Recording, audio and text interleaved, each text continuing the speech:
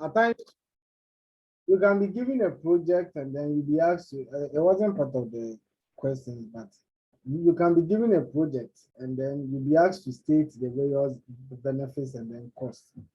Even if you don't meet it tomorrow, next semester is just a project one. They won't teach you anything again. And in your project, you have to state all these things. So in case it's very possible that they can give you a project and then you'll be asked to state the benefits and then the cost. So let's just go through one. This is assuming there was the project was construction of a zoo. So we have to write the benefits and then the cost that you get. And I'm sure you remember all the costs and benefits. You have to talk about direct and indirect ones, tangible and then intangible ones. So the direct ones, the direct costs and benefits are the ones that are directly as a result of the primary objective of uh, the the project. Okay. So if you take a project like road, why exactly are they constructing a road? It's because of accessibility. The cars will have access to the centers that they are supposed to go. So those are the primary rational objective of that particular project. So those are the direct ones. And then the indirect ones are the ones they are secondary to the project's objective. So those were not the things that we're actually looking for, but they are just like byproducts of the project. So those were the indirect ones. And then the tangible ones are the ones that can be quantified in monetary terms, and the intangible ones, they cannot be quantified. Okay, so just need to know this one. As a result, we will have four types of benefits and then four types of costs. So let's take the zoo. Let's look at the direct tangible benefits. Okay, direct tangible benefits. Now, assuming we've constructed the zoo, what are some of the benefits that we are getting directly from the zoo? When people come to the zoo, they will have to pay entrance fees, and that's a benefit, and it's direct to the project. Okay, the revenue that we'll get from taking pictures or maybe filming the area. Maybe before you can film the animals, you have to pay something, and we are getting that benefit. It is in terms of money. That's why it's tangible, and it's directly related to the goal of the zoo. And then the renting of shops, maybe because people will be coming there, we have to build shops that people will be selling drinks and all those stuff. So we'll rent it out, and then people will have to pay. So those are some of the direct tangible benefits that we'll be getting from the zoo. Okay, let's look at direct intangible benefits. So these are benefits that we'll be getting because of the zoo. They are directly related to the zoo, but then we cannot quantify them. One is the opportunity for research. People can come there and study the animals. We don't put up zoos for people to come and do research there. Okay, maybe as we are building the zoo, we were thinking about animals. Okay, but we also have people who will be interested in studying certain animals for research purposes. So this can as well be a primary goal for that particular zoo. So people will have the chance to come there, study these animals, and then write whatever they want to write about them. But then you cannot quantify this. You can't put money on this. And then the welfare of the animals. It's possible we have to take some of them from not so good state and then bring them there, come and feed them and all that. So this one, it is directly related to the zoo, but we cannot measure in terms of money the welfare of the animals. That is why it's intangible. Okay, so those are some of the direct intangible benefits. Then we have to look at indirect tangible benefits. The thing is not part of the main rationale of the zoo, but then it's a byproduct and it's tangible because it can be quantified in terms of money. Just know that people will be hired because of the zoo. We were not doing the zoo for people to be hired, but definitely people will be hired. So it is indirectly related to the zoo. And by doing that, there's going to be an increase in national income. Okay, this isn't the main goal for the zoo, but then it is a byproduct of the zoo. And we can quantify this because people will be paid money. We can count the money, and we can count its contribution to the GDP. So it's a tangible one. Okay. And then for indirect intangible, okay, indirect intangible. It wasn't really the goal of the zoo, and then we cannot actually quantify them in monetary terms. So something like improvement in the standard of living, the people will be hired there, okay, because they are working there. There's going to be some improvement in their standard of living. You can't put monetary values on people's standard of living. What you consider as a higher standard of living might not be absolute. There will be difference between how we all see standard of living. So we cannot touch it. It cannot be quantified in monetary terms. It can bring peace and unity. A lot of people will be going there at the same time. People meet people, talk, and then be friends. You don't know what can happen there. So you meet some people and all that. So it will foster harmony, peace, and then all those stuff. And all these things we cannot quantify them. How do you quantify peace? Okay, and then prestige to the locality. If assuming that there was nothing in that locality, and now there's a zoo, see that people will be going there to make that locality to quite popular. So that one too is an indirect intangible benefit to the zoo. Okay. Right, let's look at the cost. Direct tangible costs. Those ones are directly related to the zoo, and then they can be quantified. This one we have a lot. Designing of the cages, you have to pay money. Building of offices for those who will be working there, you have to pay money. Storage for facilities, the feeding of the animals, electricity, labor cost, and all that. All those ones they are directly related to the project, and they can as well be quantified. So those ones are the direct tangible costs.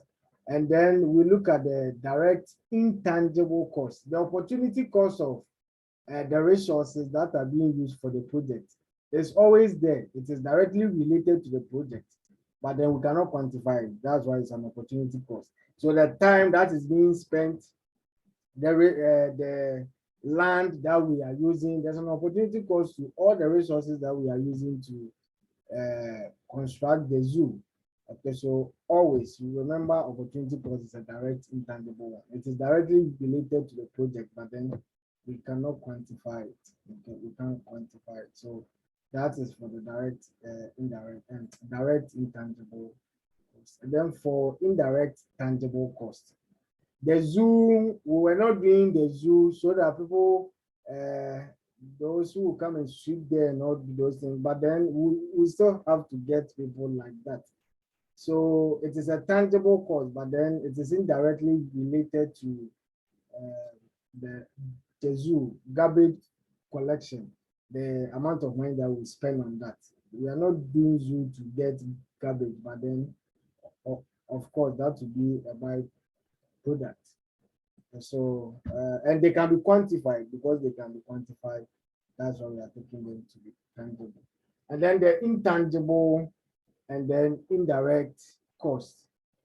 Okay, those ones are the externalities. Okay, the externalities, traffic. If a lot of people are coming there, we have vehicular and then human traffic. It can cause pollution as well. Even construction, will be constructing the zoo. Construction will always cause pollution. And it's even possible that when they are disposing of the garbage and the waste products of the animals, if they don't do it well and it goes through this water bodies, it's also going to have an effect on those ones. Okay. So this was just an example of cost and benefit for a zoo. The project can be any project at all, and there's no way we can talk about projects here. It can be an overhead, a school library, a dam. Our time we were doing cost benefit analysis on the construction of night market. There was this heavy rain, and then the whole market turned upside down. So we saw an opportunity and we're using it for CBA. So you have to state all the cost and benefit that will be associated to the construction of the night market. All right, so this is something that you can get. I tried doing the question 1. Okay, so I have it here. If I send you the thing, you can go through it then. But that one is about the shadow pricing.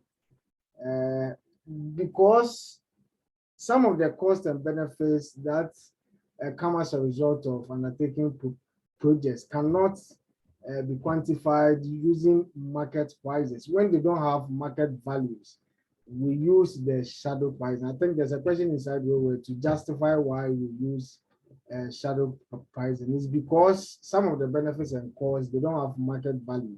And if they don't have market value, we have to use the shadow pricing. And for the shadow pricing, I think we have the hedonic pricing, we have travel costs, and then we have, I think, contingent method. They are all in the notes. Okay.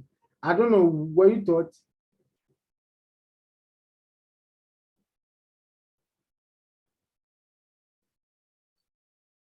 Hello. No. You were not taught the shadow pricing. Yes, but he has sent us the slides to learn it on our own. I see.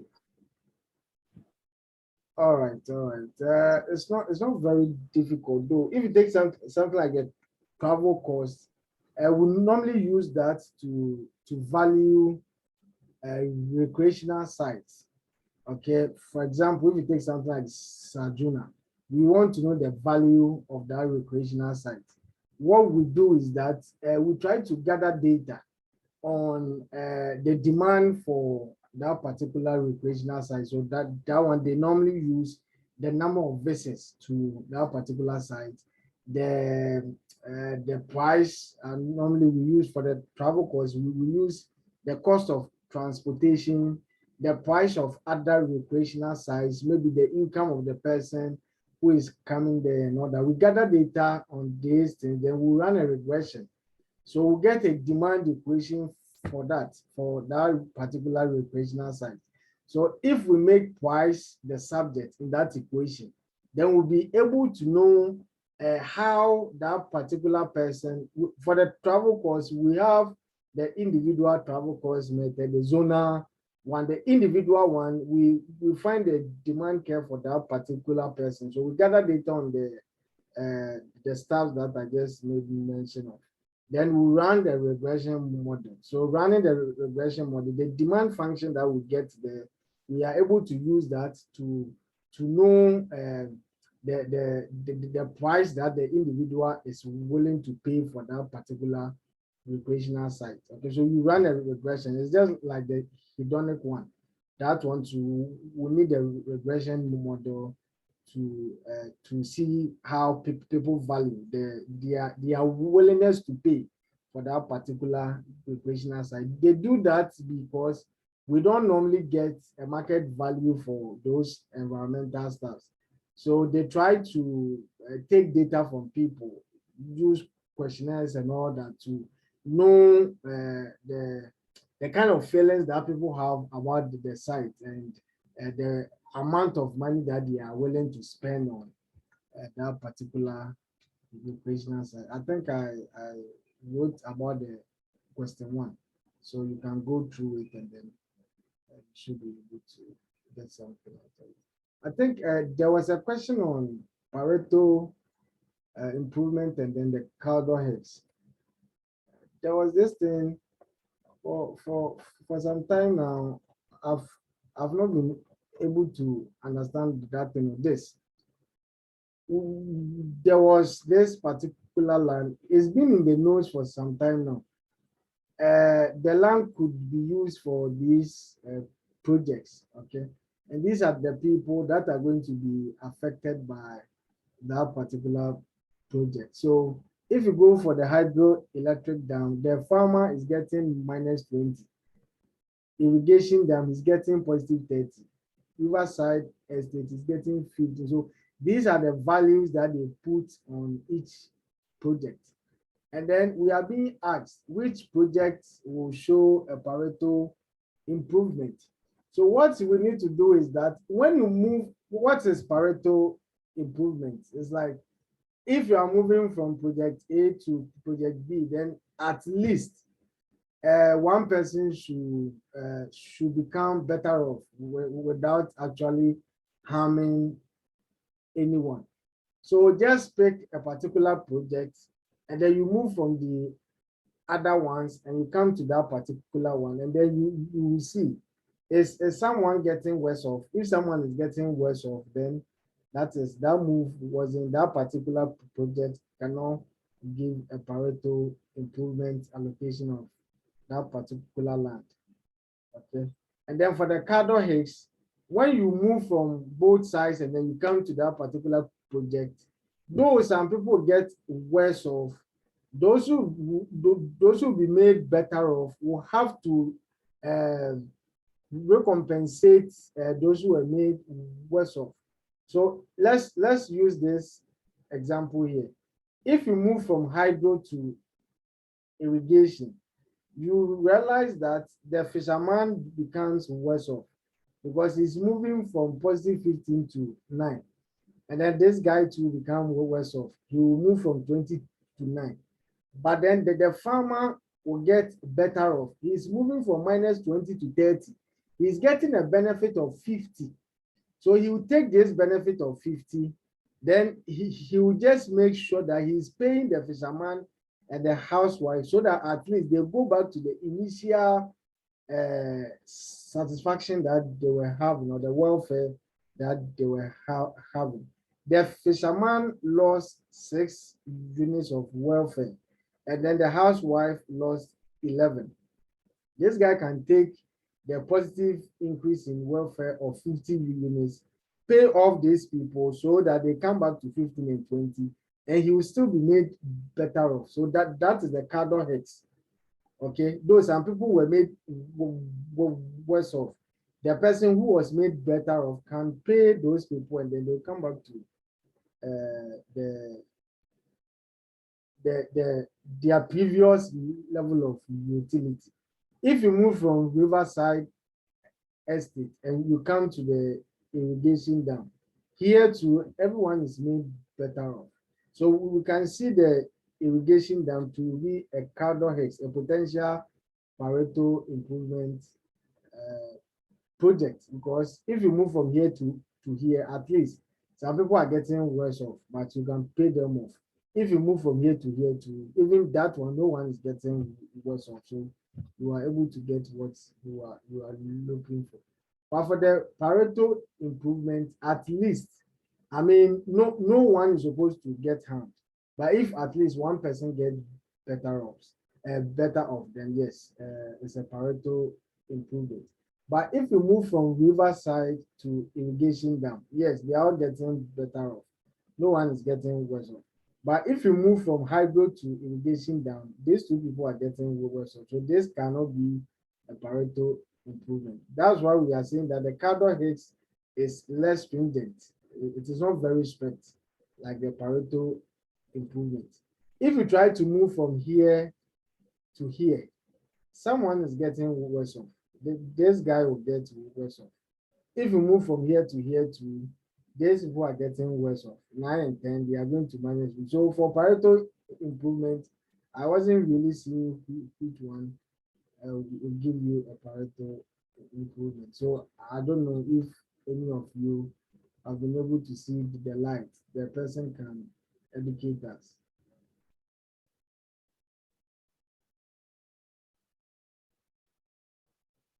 Any idea? Sir, Yeah, President. please, what about, you see the farmer? He has 3 projects. Okay. What about if you are going horizontally? Like this? Yes. Yes, see. Because I think the slides. Mhm. Okay, you can continue. Oh, no, talk. So that one will prove like an improvement, a straight Pareto improvement. Because the first one, the farmer had a constant of -20. That's if you are going like horizontal. Is it horizontal? Yes. Now, but you see, the thing is that we can only do one of these projects. So if the farmer is moving from hydro to irrigation dam, we should all move from there to the irrigation dam. We can't do irrigation dam for the farmer and then do hydro for the housewife. No. So if we are all moving from hydro, and we are going to irrigation dam. So if we move from hydro and we go to the irrigation dam, yes, the farmer is being better off. What about the fisherman and then the housewife? If we move from 15 to 9, we've made the fisherman worse off, and that doesn't show a Pareto improvement. I don't know if you guys agree with what I'm saying.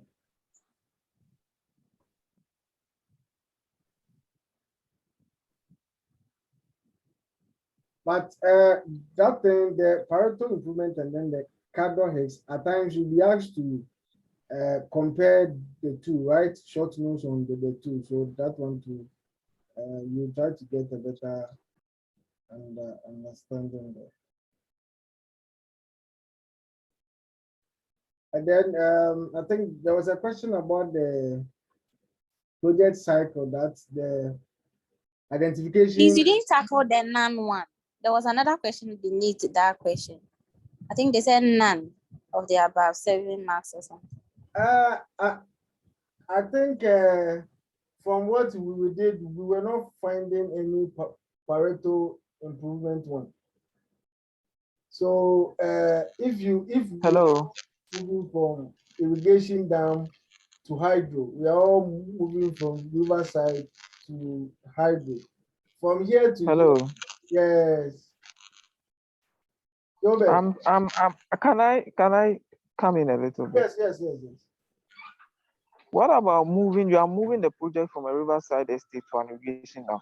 Okay. Isn't that a Pareto improvement?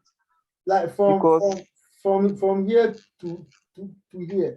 Like, yes. You see that if we have to do them like in pairs, just two, then we can get Pareto improvement. But I was thinking that because the projects are not just two, so we have to do it for all. Because if we move from here to here and it's Pareto improvement, let's check this. From hydro to riverside, that will be Pareto improvement, right? From here, hydro to yes, from hydro to riverside, because the fisherman will be losing as well as the house. No, okay, that one won't work. From here to here, the fisherman and then the housewife will get worse off.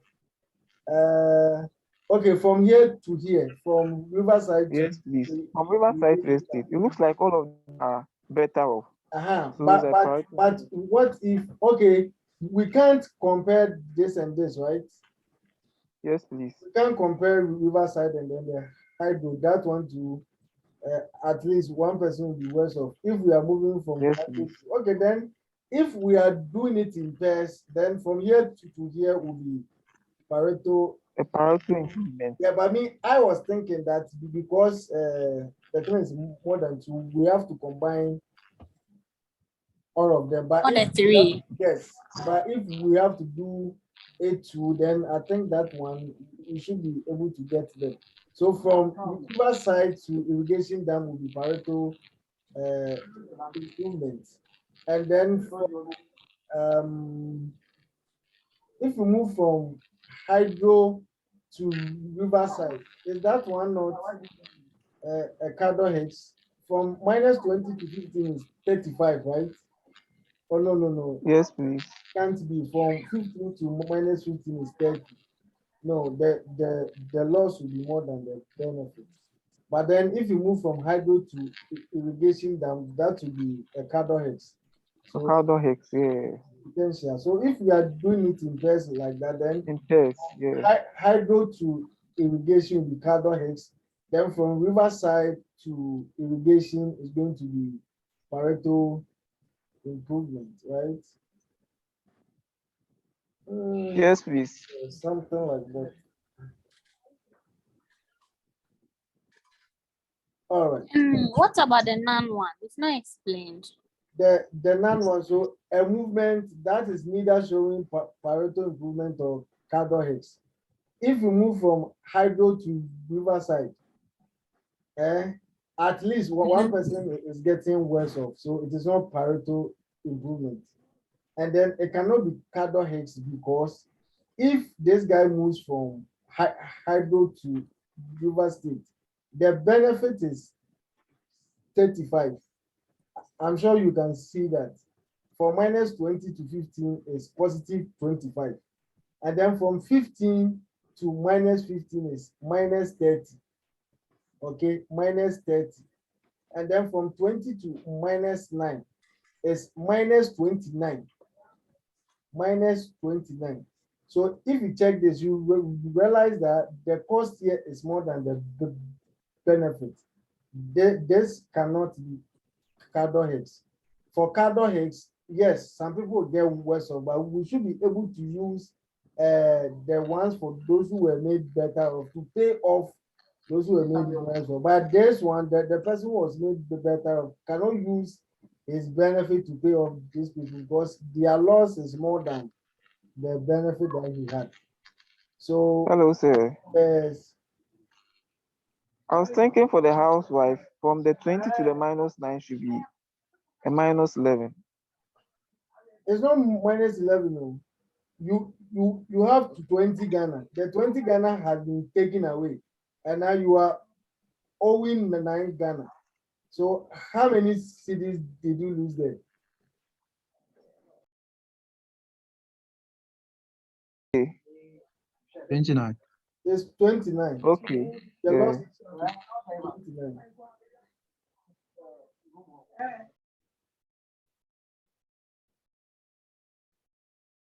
You see, if you want to find the change in welfare, is the new minus the old. So minus 9 minus 20 will give you minus 29. Minus 15 minus 15 will give you minus 30. 15 minus minus 20 will give you 35. Okay. Sure. So I think I was saying there was a question about the stages that they see the identification stage as the most important of all the stages. So how do we identify a project? I'm sure you remember the felt needs, the resource based, and then the demand based approach. So please, you make sure you read on those ones as well. As for the rest, please just you take your notes and then you compare them and you put something there.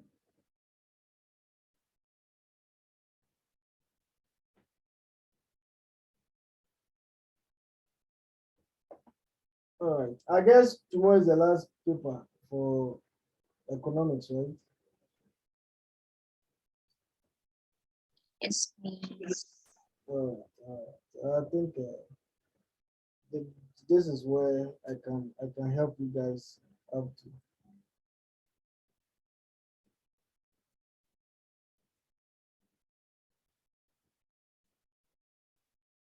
All right. So please, all the best tomorrow. Okay.